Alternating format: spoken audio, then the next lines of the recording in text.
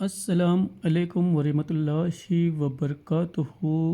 میں محمد عثمان خان قادری رجوی امید کرتا ہوں کہ آپ لوگ خیریت سے ہوں گے، بخیر ہوئیں گے، اللہ اور اس کے رسول صلی اللہ علیہ وسلم کی حفظ و امان میں ہوئیں گے۔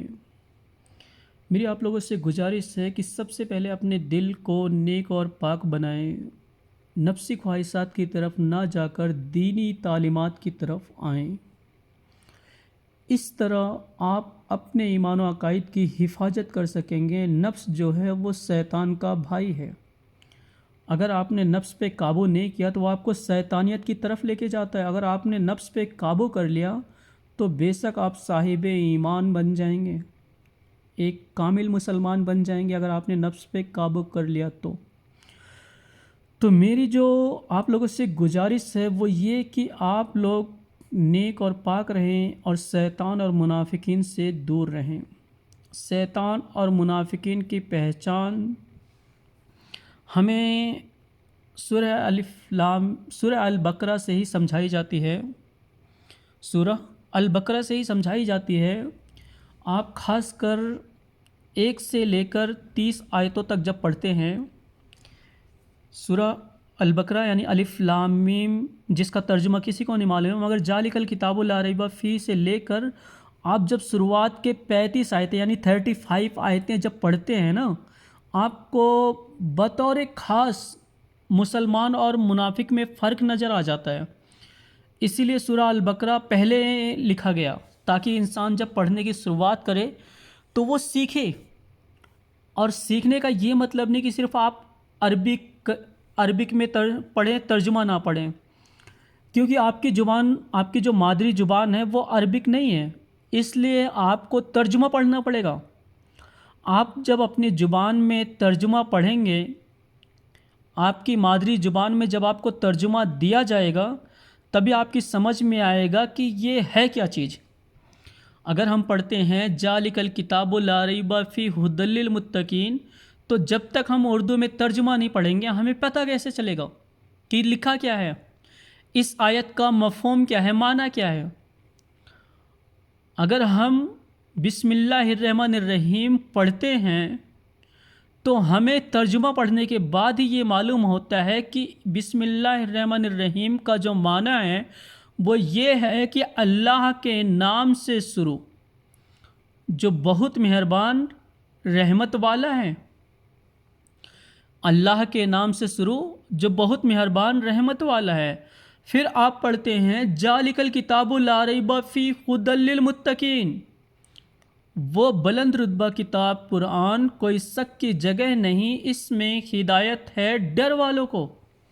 آپ نے جب ترجمہ پڑھا تب آپ کو معلوم ہوا کہ اس کا مفہوم کیا ہے، اس کا معنی کیا ہے۔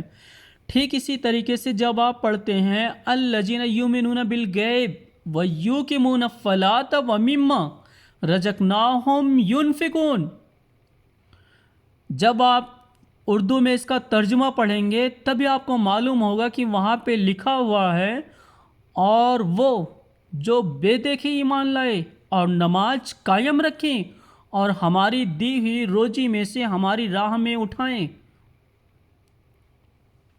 والذین یؤمنون بما انزل الیک وما انزل من قبلک وبالآخرۃ ہم یوقنون۔ تو جب آپ اس کا ترجمہ پڑھیں گے تبھی تو آپ کو پتہ چلے گا کہ اور وہ کہ ایمان لائے اس پر جو اے محبوب تمہاری طرف اترا، یعنی نبی صلی اللہ علیہ وسلم پر جو قرآن مقدس اترا، اور وہ جو تم سے پہلے اترا، اور آخرت پر یقین رکھیں۔ اولئک علی ھدی من ربہم واولئک ھم المفلحون، تو اپنے رب کی طرف سے یہی لوگ ہدایت پر ہیں اور وہی مراد کو پہنچنے والے ہیں۔ یہ آپ نے کیا پڑھا؟ شروعات کی 5 آیتیں، الف لام میم کو چھوڑ کر 4 آیتیں جو آپ پڑھتے ہیں، تو یہاں پہ آپ کو کیا پتہ چلا کہ ایمان کیا ہے؟ ایمان کیا ہے؟ جب تک آپ ایمان کو مضبوط کرنے والے احکامات کو نہیں سمجھیں گے تب تک آپ ایمان اور کفر اور منافقت میں فرق نہیں سمجھیں گے۔ اسی لیے 5ویں آیت کے بعد جب 6 میں فرمایا گیا ان الذین کفروا سواء علیہم اانذرتہم ام لم تنذرہم لا یؤمنون، بے شک وہ جن کی قسمت میں کفر ہے انہیں برابر ہے چاہے تم انہیں ڈراؤ یا نہ ڈراؤ، وہ ایمان لانے کے نہیں۔ ابھی تک آپ نے کیا پڑھا؟ ایمان کو مضبوط کرنے والی چیزیں۔ اب آپ کیا پڑھ رہے ہیں؟ آپ ایمان اور کفر میں فرق کو جان رہے ہیں۔ اب آگے چل کے کفاروں کی نشانیاں بتائی گئی، منافقوں کی نشانیاں بتائی گئی ہیں کہ بے شک وہ جن کی قسمت میں کفر ہے انہیں برابر ہے چاہے تم انہیں ڈراؤ یا نہ ڈراؤ، وہ ایمان لانے کے نہیں۔ ختم اللہ علی قلوبہم وعلی سمعہم وعلی ابصارہم غشاوۃ ولہم عذاب عظیم۔ تو اللہ نے ان کے دلوں پر، ان کے کانوں پر مہر کر دی اور ان کی آنکھوں پر گھٹا ٹوپ ہے اور ان کے لیے دردناک عذاب ہے۔ کن کے لیے معلوم ہے؟ آگے چل کے جب آپ آیت نمبر 8 کو پڑھتے ہیں وَمِنَ النَّاسِ مَن يَقُولُ آمَنَّا بِاللَّهِ وَبِالْيَوْمِ الْآخِرِ وَمَا هُمْ بِمُؤْمِنِينَ، اور کچھ لوگ کہتے ہیں ہم ایمان لائے اللہ اور پچھلے دن یعنی قیامت پر، مگر وہ ایمان والے نہیں ہیں۔ اب کون لوگ ایمان والے نہیں ہیں؟ کیسے فیصلہ کرو گے؟ جب آپ قرآن و حدیث کو صحیح معنی میں سمجھو گے تبھی تو آپ فیصلہ کرو گے، ورنہ کوئی بھی ایرا گہرا منہ اٹھا کے آپ کے سامنے کھڑا ہو جائے گا، کوئی بھی ایرا گہرا منہ اٹھا کے آپ کے سامنے کھڑا ہو جائے گا، کہے گا مسجد کے لیے چندہ دو، مدرسے کے لیے چندہ دو۔ کیا آپ سب کو چندہ دو گے؟ کیا ہر فرقے کی مسجد مسجد ہے؟ کیا ہر فرقے کا مدرسہ مدرسہ ہے؟ تو گویا کہ جو شیطان اور منافقین مسجد یا مدرسہ تعمیر کرتے یا کرواتے ہیں وہ کیا ہے؟ وہ فتنے کی جڑ ہے، وہ مسجد و مدرسہ نہیں ہے، وہ بیت الفتنہ ہے، وہ فتنے کا گھر ہے، فتنے کی جگہ ہے وہ۔ آج ہم سے کہا جاتا ہے مسجد میں نماز پڑھو، مسجد میں نماز پڑھو، اور الحمدللہ سعودی میں بھی میرے ساتھ یہی ہوتا ہے۔ یہاں کے لوگ بھی کہتے ہیں مسجد میں نماز پڑھے، میں مسجد جاتا ہی نہیں۔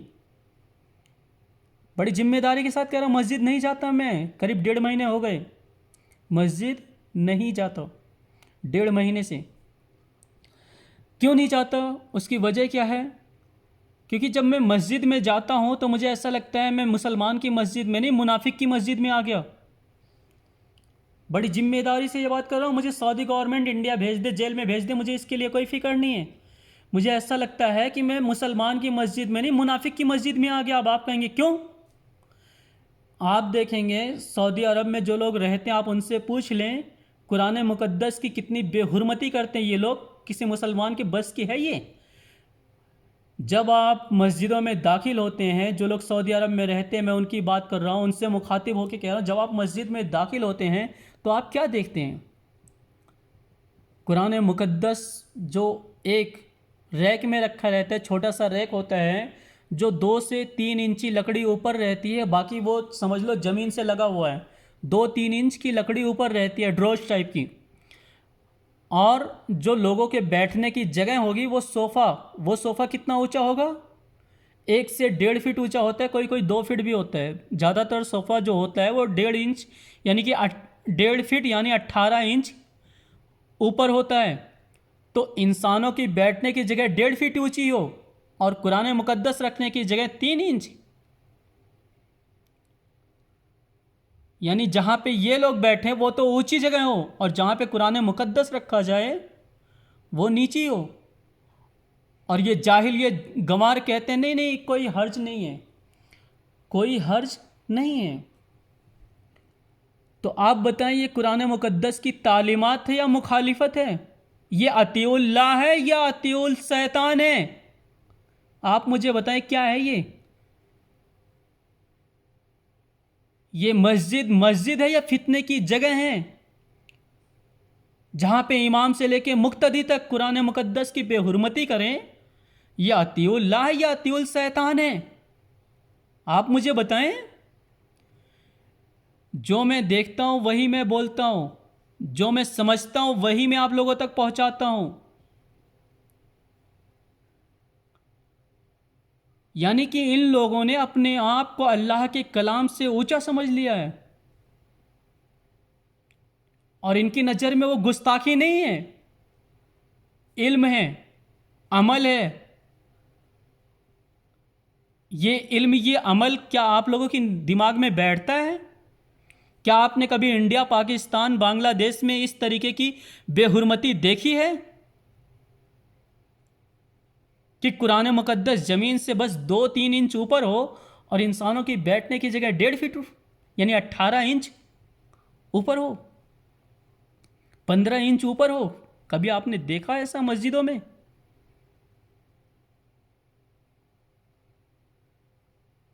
اب آپ کہیں گے بزرگوں کے بیٹھنے کے لیے تو ہوتا ہے۔ بزرگ بیٹھنے کے لیے ہوتے ہیں، کون سے بزرگ معلوم ہیں؟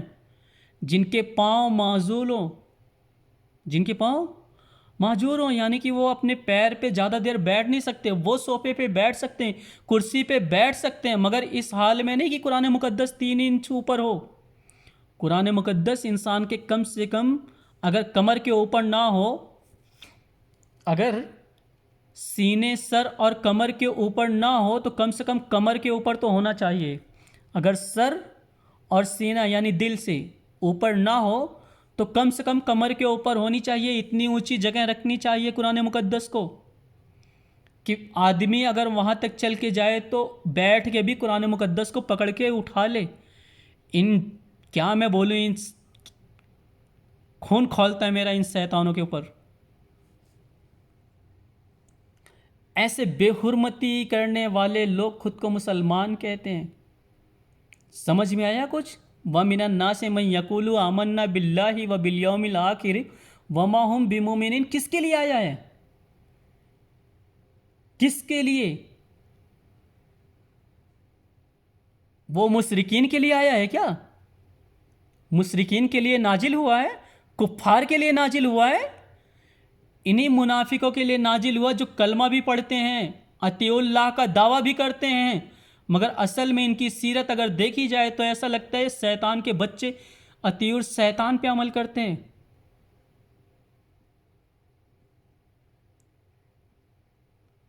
اور میں آپ کو بتاؤں کہ ایسی مسجد فتنے کی جگہ کیوں ہیں، آپ کو سمجھ میں آئی؟ کیونکہ یہاں پہ قرآن و حدیث کی تعلیمات کو طاق پہ رکھا جاتا ہے، لوگ اپنے نفس کی سنتے ہیں، اپنے نفس کی غلامی کرتے ہیں۔ ایسے لوگوں کو چندہ دینا یا ایسے لوگوں کی مسجدوں کو مسجد سمجھنا حرام حرام حرام۔ یہ فتنے کی جگہ تو ہو سکتی ہے، بیت اللہ نہیں ہو سکتا، یعنی اللہ کا گھر تو نہیں ہو سکتا، فتنے کا گھر ہو سکتا ہے۔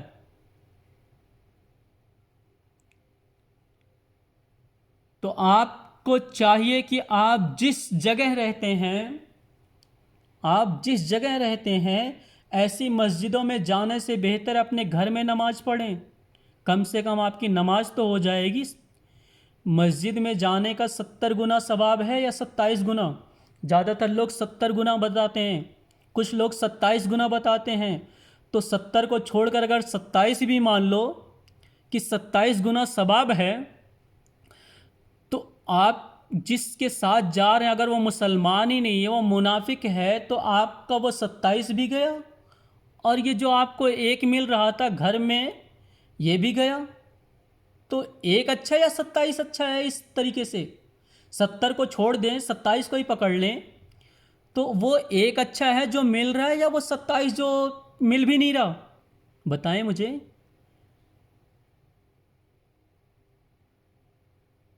ارے ایک پہ صبر کر لو، کم سے کم ہمیں ایک نیکی تو ملے گی، اور نیکیاں دینے والا اللہ ہے۔ اللہ کتنا دے رہا ہے کس کو بھروسہ؟ کسی کو پتہ ہے؟ یا ان شیطان و منافقین کو پتہ ہے جو یہ حکم لگاتے نہیں مسجد میں نماز پڑھو؟ آتے ہیں نا وہ تبلیغی جماعت والے، تبلیغی جماعت والے آتے ہیں نا، ویسے تو وہ سنی گلیوں میں جاتے نہیں، سنی کی گلیوں میں، سنی کے محلے میں جلدی سے جاتے نہیں ہیں،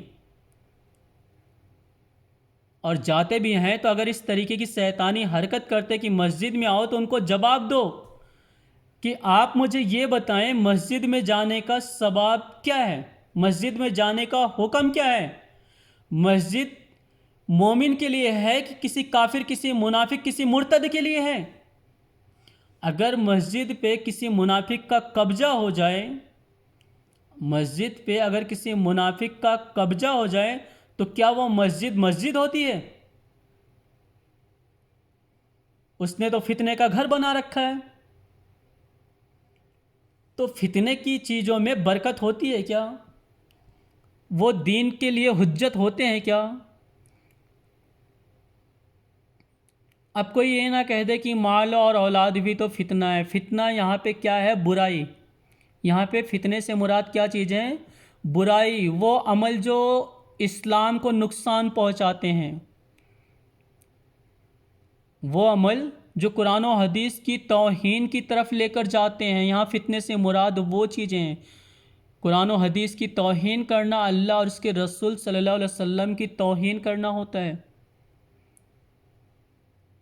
کبھی آئے گا ان شیطانوں کی نظر میں؟ آپ مجھے بتائیں، آپ کہتے ہیں کہ مسجد مسجد مسجد، مسجد خدا کا گھر یعنی بیت اللہ ہے، اس میں کوئی شک نہیں ہے، مگر آپ کو یہ حکم بھی تو دیکھنا پڑے گا کہ وہ مسجد اصل میں ہے کس کی؟ اگر کسی شیطان، کسی منافق کے قبضے میں وہ مسجد ہے، ذمہ داری میں وہ مسجد ہے، تو وہ مسجد مسجد نہیں ہے۔ پھر ایسی مسجدوں میں جانا حرام حرام حرام۔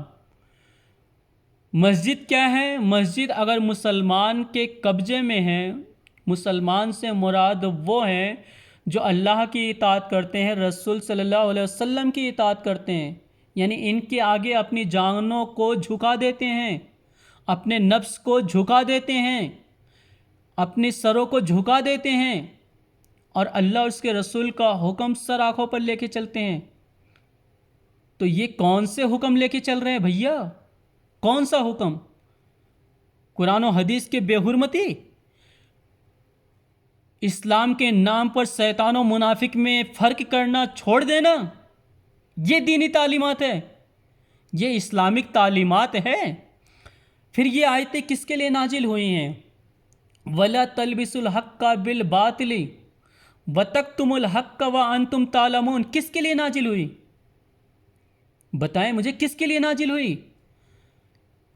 یہ آیت کس کے لیے نازل ہوئی؟ وَإِذَا لَقُوا الَّذِينَ آمَنُوا قَالُوا آمَنَّا وَإِذَا خَلَوْا إِلَىٰ شَيَاطِينِهِمْ قَالُوا إِنَّا مَعَكُمْ إِنَّمَا نَحْنُ مُسْتَهْزِئُونَ، کس کے لیے نازل ہوئی ہے؟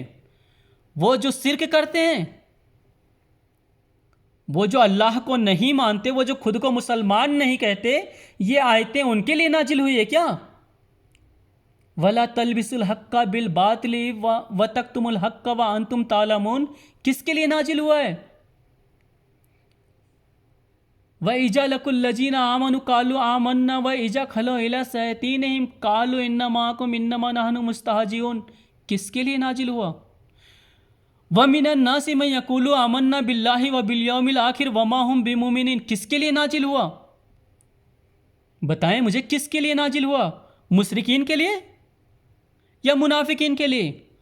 مشرکین وہ ہیں جو اللہ کو مانتے نہیں، یا اللہ کو ماننے کے بعد کسی اور کو بھی مانتے ہیں، مگر یہ جو آیتیں نازل ہیں یہ جاہلوں کے لیے ہیں، منافقوں کے لیے، مسلمانوں کے لیے ہیں۔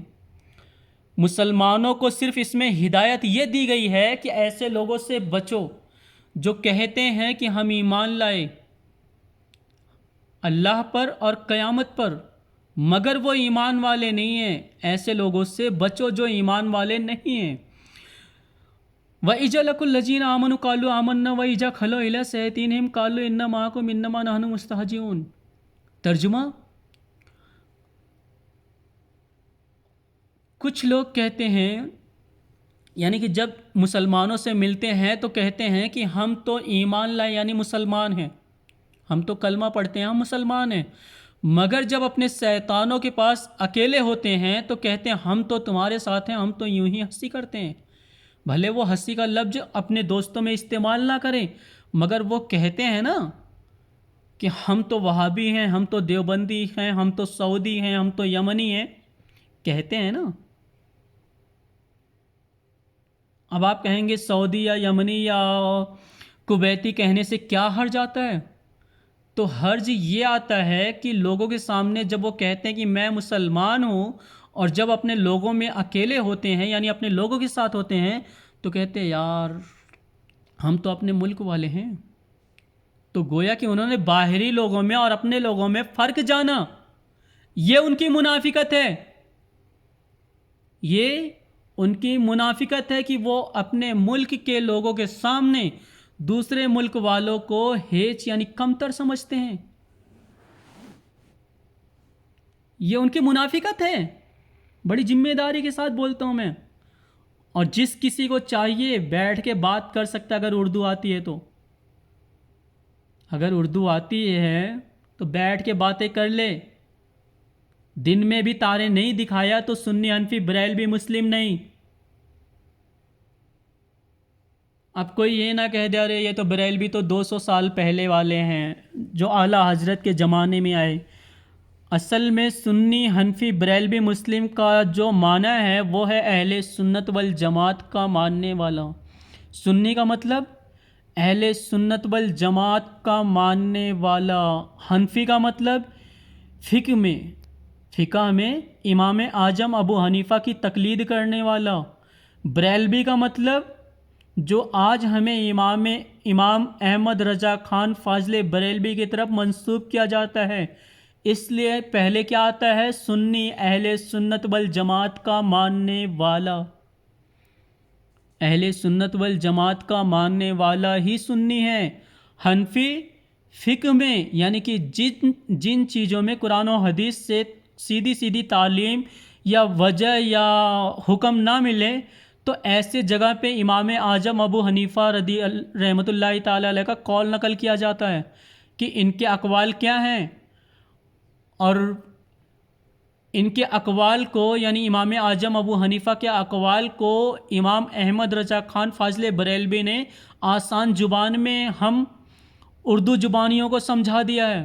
اردو زبان والوں کو امام احمد رضا خان فاضل بریلوی نے آسان زبان میں سمجھا دیا ہے۔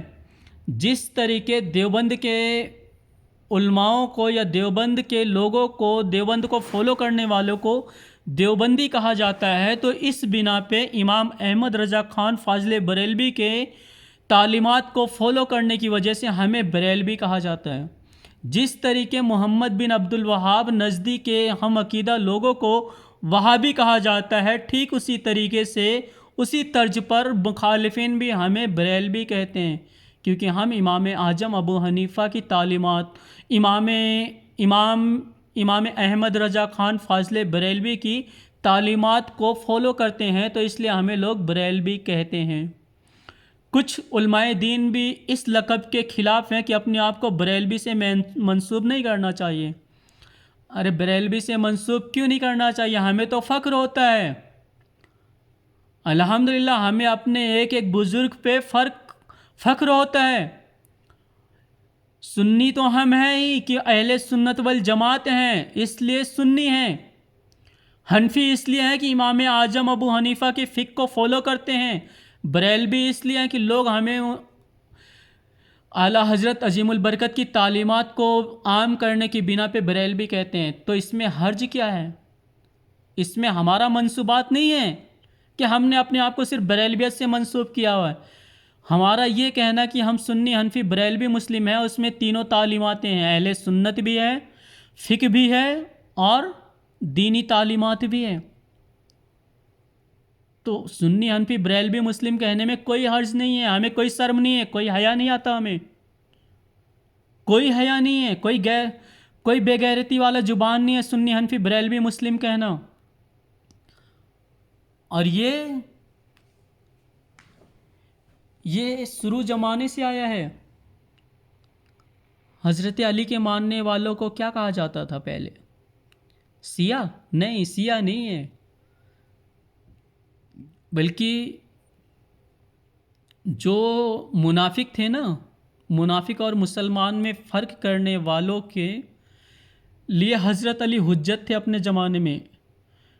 اسی طریقے سے حضرت حذیفہ ہیں یا کون ہے جو اللہ کے رسول صلی اللہ علیہ وسلم کے صحابی ہیں جن کو رازدار کہا جاتا ہے. تو جب اللہ کے رسول صلی اللہ علیہ وسلم کا انتقال ہو گیا تو حضرت عمر رضی اللہ تعالیٰ عنہ کا دور آیا. تو یہ حضرت حذیفہ جس نماز جنازہ میں شریک ہوتے تھے تو حضرت عمر اس کی پہلے یہ پوچھتے تھے کہ یہاں پہ حذیفہ ہے کہ نہیں. اگر حضرت حذیفہ رضی اللہ تعالیٰ عنہ موجود ہوتے تھے تو حضرت عمر رضی اللہ تعالیٰ عنہ جنازہ کی نماز پڑھاتے تھے، اور اگر حضرت حذیفہ نہیں ہوتے تھے تو حضرت عمر رضی اللہ تعالیٰ عنہ نماز نہیں پڑھاتے تھے جنازے کی. کسی اور کو پڑھانا ہو تو پڑھاؤ، نہیں تو ایسے دفن کر دو. معلوم ہے کیوں؟ اس کے پیچھے ایک وجہ ہے کہ اللہ کے رسول نے حضرت حذیفہ کو منافقین کا نام بتا دیا تھا، وہ بھی قیامت تک کے منافقوں کا نام بتا دیا تھا. حضرت عمر نے یہ نہیں کہا یہ حدیث ضعیف ہے. حضرت عمر نے یہ نہیں کہا کہ ارے اللہ کے رسول نے تجھے قیامت تک کے لیے کیسے بتا دیا، قیامت تک تو نہ اللہ کے رسول رہیں گے، نہ ہم رہیں گے، نہ تو رہے گا. حضرت عمر نے یہ نہیں کہا. حضرت عمر نے کیا کہا؟ اگر حذیفہ موجود ہیں تو وہ مومن کی میت ہے، اگر حضرت حذیفہ موجود نہیں ہے تو یہ منافق کی میت ہے، میں اس کا نماز جنازہ نہیں پڑھاؤں گا. کیا وہ کلمہ نہ پڑھ کے کچھ اور پڑھتا تھا؟ نماز نہ پڑھ کے وہ بائبل یا توریت پڑھتا تھا؟ کیا پڑھتا تھا؟ زبور پڑھتا تھا؟ وہ بھی تو قرآن ہی پڑھتا تھا نا. لیکن اصل وجہ کیا ہے کہ وہ اپنے دل میں اللہ اور اس کے رسول صلی اللہ علیہ وسلم صحابہ اکرام کے لیے کہیں نہ کہیں بغض رکھتا تھا، کمتری نظروں سے دیکھتا تھا، اپنے آپ کو اعلیٰ سمجھتا تھا، اس لیے وہ منافق تھا. تو آج کیا ہو رہا ہے؟ آج کیا ہو رہا ہے مجھے بتائیں. اقامت کو آدھا کر رکھا ہے. اقامت کو آپ گوگل پہ بھی سرچ کر لیں، جبکہ گوگل پہ زیادہ تر تعلیمات ان وہابیوں کے ہی عام کر رہا ہے گوگل. آپ گوگل پہ بھی اقامت کو سرچ کریں تو کیا آئے گا معلوم ہے؟ اقامت کی بات کر رہا ہوں میں. ان منافقوں نے اقامت کو بھی آدھا کر رکھا ہے. اقامت جب آپ گوگل پہ سرچ کرو گے تو وہی اقامت آئے گا جو آپ انڈیا، پاکستان، بنگلہ دیش میں پڑھتے ہیں. اللہ اکبر، اللہ اکبر، اللہ اکبر، اللہ اکبر، اشہد ان لا الہ الا اللہ، اشہد ان لا الہ الا اللہ. اگر گوگل پہ نہ آئے تو جو چور کی سزا وہ میری سزا، جو جھوٹے اور مکار کی سزا وہ میری سزا، جو منافق کی سزا وہ میری سزا. اگر گوگل پہ یہ بات نہ آئے تو اشہد ان لا الہ الا اللہ، اشہد ان لا الہ الا اللہ 2 بار آئے گا. اشہد ان محمد رسول اللہ صلی اللہ علیہ وسلم، اشہد ان محمد رسول اللہ صلی اللہ علیہ وسلم 2 بار آئے گا. حی علی الصلاۃ، حی علی الصلاۃ 2 بار آئے گا. حی علی الفلاح، حی علی الفلاح 2 بار آئے گا. قد قامت الصلاۃ، قد قامت الصلاۃ 2 بار آئے گا. اللہ اکبر، اللہ اکبر، لا الہ الا اللہ. مگر آپ عرب کے ملک میں سال بھر سے دیکھ رہا ہوں، جب میں پہلے دن مسجد میں آیا، یعنی کہ 24 دسمبر 2024 کو 24 دسمبر 2024 کو جب میں مسجد میں گیا فجر کے ٹائم، میں نے اقامت کو ادھورا سنا. میرا تو ہوش اڑ گیا اور میں دیکھ رہا ہوں کوئی بول نہیں رہا. پھر جب نماز ختم ہوا میں نے ان عالم سے پوچھا کہ حضرت یہ اقامت ادھورا کیوں کہا گیا؟ تو کہتے چپ ہو جا، چپ ہو جا. ہیں وہ امام صاحب کا یہ کہنا چپ ہو جاؤ، چپ ہو جاؤ، بولو مت. ارے میں نے ان سے پوچھا کیا مسئلہ ہے؟ تو کہتے ہیں یہاں پہ یہی چلتا ہے، بولنا مت، نہیں تو مجھے بھی نکال دیں گے، تمہیں بھی نکال دیں گے. ارے میں نے بولا مجھے نکال دے فرق نہیں پڑتا، میں تو کل ہی آیا ہوں، آج ہی چلا جاؤں گا انڈیا. مگر یہ مسئلہ کیا ہے؟ تو کہتے ہیں یہاں پہ بولنے سے لوگوں کو ہٹا تو دیتے ہیں مگر وہ اپنے رولز کو بدلتے نہیں ہیں. تو لا اکراہ فی الدین ہے کہاں؟ لا اکراہ فی الدین ہے کہاں کہ دین میں زبردستی نہیں ہے؟ اب اپنی منمانی چلانا یعنی زبردستی کرنا ہی تو ہوا. اور زبردستی کرنے والا ہے کون؟ دین میں اپنی منمانیاں چلانے والا کون ہے؟ کیا کسی کفار کسی منافق سے کم تر انہیں سمجھا جا سکتا ہے؟ کسی کفار کسی منافق سے کم انہیں سمجھا جا سکتا ہے؟ ارے میں سولی بھی چڑھ جاؤں مجھے کوئی فرق نہیں پڑتا، میں پھانسی بھی چڑھ جاؤں مجھے کوئی فرق نہیں پڑتا.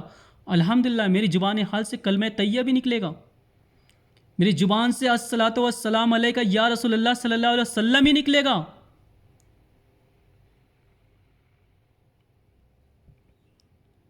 تو آپ لوگ یہ جان لیں، یہ جان لیں، یہ مان لیں کہ دین جو ہے وہ قرآن و حدیث سے. کسی سعودی، کسی یمن، کسی ایران، کسی قطر، کسی بحرین کی حکومت کا نام اسلام نہیں ہے. اسلام وہ ہے جو قرآن کہتا ہے، اسلام وہ ہے جو حدیث کہتا ہے. کسی ملک کے قانون کو اسلامک قانون نہیں کہا جا سکتا، کیونکہ قانون لوگ اپنے حساب سے بناتے ہیں. اسلام اور حدیث یعنی قرآن و حدیث کے تعلق سے اسلام نہیں ملک کا قانون نہیں بناتا.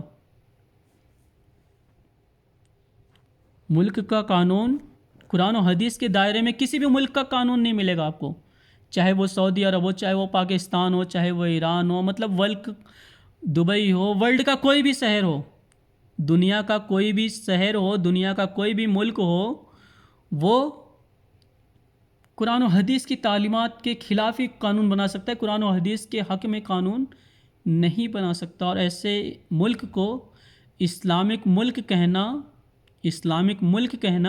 اپنے آپ کو اور جس سے باتیں کرتے ہو اس کو دھوکہ دینے کے علاوہ کچھ بھی نہیں ہے.